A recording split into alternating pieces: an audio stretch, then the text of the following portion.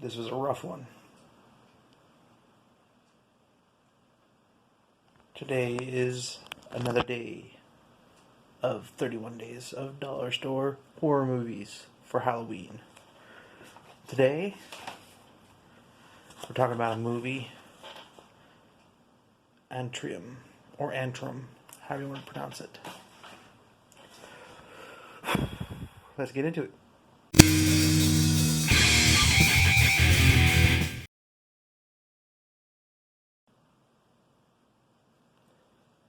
This one was hard to watch. Not because it's bad or anything. It was actually pretty well shot and well acted. Really well acted. A lot of lore, a lot of good cinematography, a lot of good just random things. But it actually unnerved me a little bit. And it wasn't because it was like genuinely too scary for me or anything like that.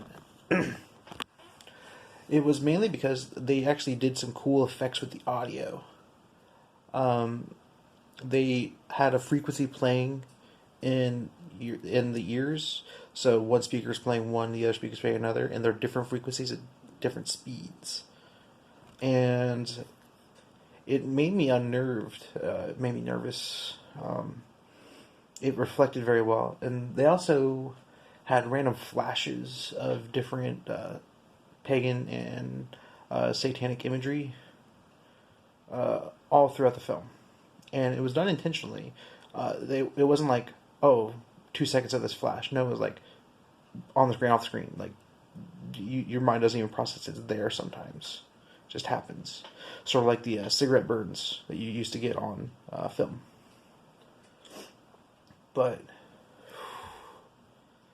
this movie freaked me out a little bit. Like, I'm pretty sure if I watch it again, it won't bother me as much.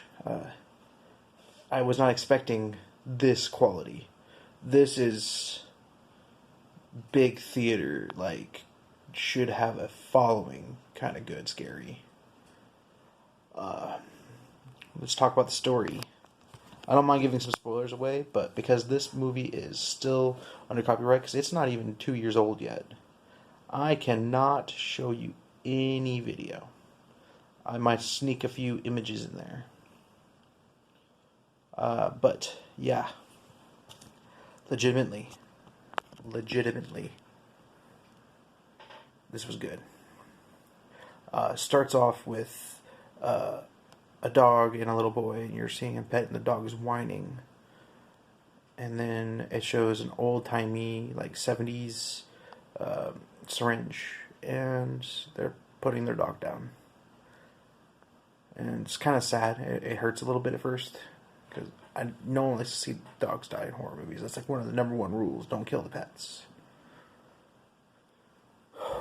But it just gets further from there. Then, as they're walking out of the vet's office, they see a sign that says, "All dogs go to heaven." And I have to preface this: this movie has a lot of religious symbolism and meaning behind a lot of stuff. I mean, it kind of has to, otherwise it wouldn't work. And as they're riding back in the car, the little boy said, "Is it true all dogs go to heaven?" And the sister's like, "Yeah." And I might be misremembering this part, but then the mom's like, "She's not going to heaven because she was bad." And it puts this kid into depression, and it goes into like a weird, mind-trippy scene where the sister's dead and the mom's not driving anymore. He's in the car. It was freaky.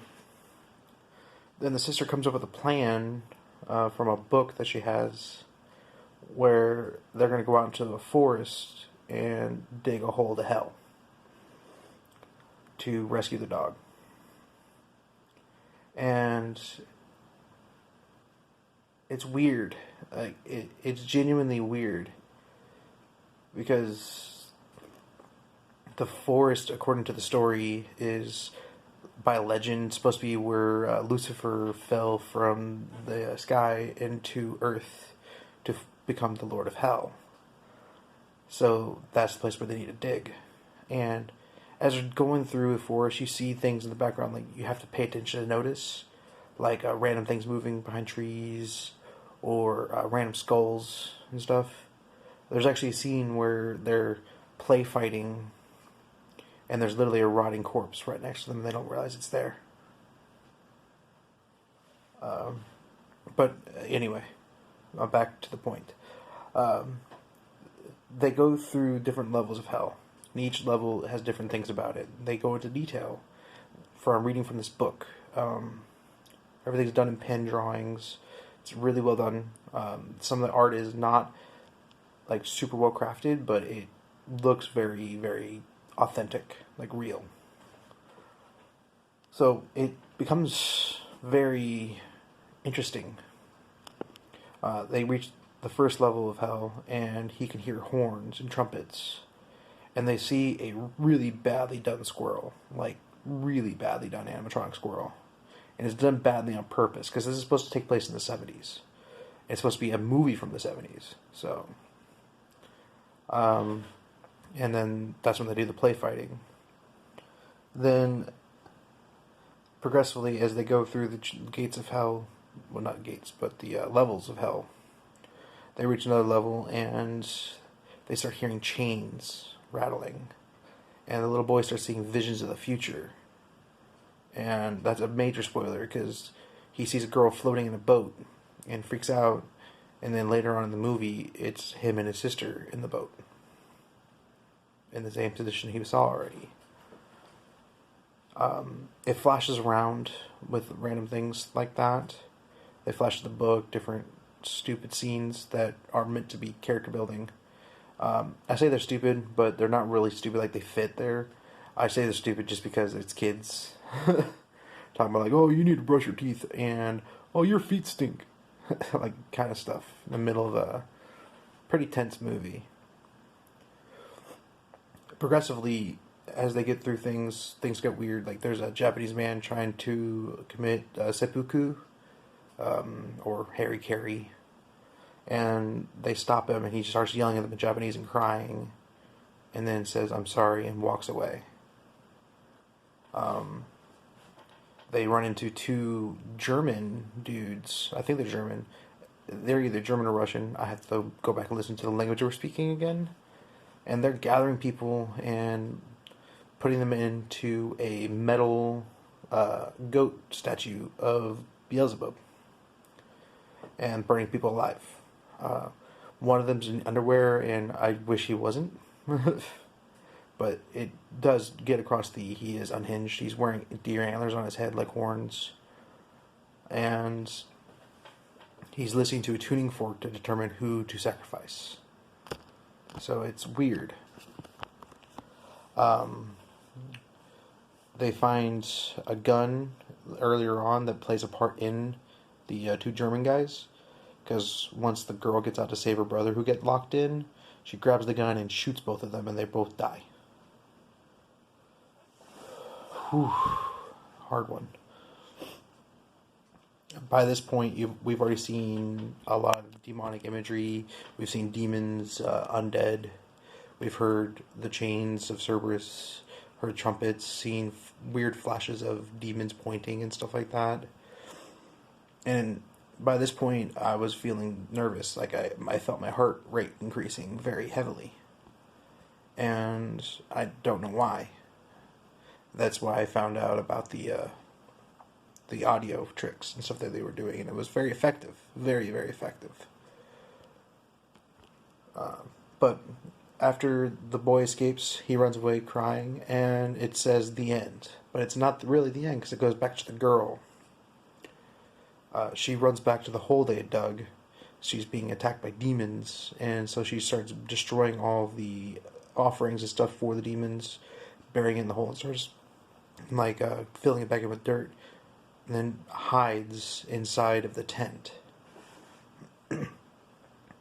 Inside the tent, she sits there with the gun pointed out because she hears chains.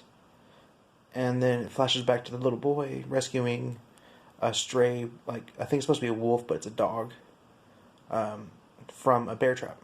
So he's dragging it behind him. And then starts flashing through different demonic imagery and weird mind meld stuff. It genuinely took me by surprise how good this was. And then the demon points the finger like a gun, and then it does that, and then the movie ends. I think that's implying that she shot her brother. So, sorry about my headphones flashing. I can't turn them off. But yeah. Now, to bookend the movie, the beginning, it's talking to people about the story of Atrium, or Antrum. That it was supposed to be some film lost because they showed it in a couple theaters back in the 70s, 79 I think it was, and it supposedly caused a fire and killed everybody in like a theater. And they showed it a couple other times in other places, and everyone just died that watched it too. So that's how it starts, and then at the end it talks about the different stuff that they did to make it work, like the sound effects and the flashing images and taking film and cutting in symbols like triangles and circles with a line through it and stuff like that. Things that in Western culture has one meaning, but in Eastern culture has another meaning. Like the triangle, which is the Trinity for Western culture Christianity stuff, like the Father, the Son, and the Holy Spirit. And in Eastern mythology, it's more of a completion, summoning. So the fact that these are put in there and they're flashing, you don't even realize they're there, and they show you scenes where they're at. So it was cool, but they kind of preface it like that there needs to be further studies of the film is what caused the deaths of all the people, or if it was a separate event that is purely by coincidence. I would definitely recommend this movie. This is definitely golden potato. It could even be 5 golden potatoes. I'll have to watch it again to determine if it is 5 golden, if it loses anything in rewatching, or if it's still just as good. I have to wait like a week, though. I can't watch it the next day, because otherwise it's not going to work. But, yeah. And if you've noticed through this whole review of it flashing random images, you won't know they're there half the time. They're just going to be there. But, yeah. Small update. For the Ooze Redux people, I have 8 replacements to go. Those are going out tomorrow. And then they should all be out. And then it's back to normal. I'm also filming a movie. More on that later. Anyway, this has been Hippokittie, guys. And remember, always follow your dreams. Peace, guys.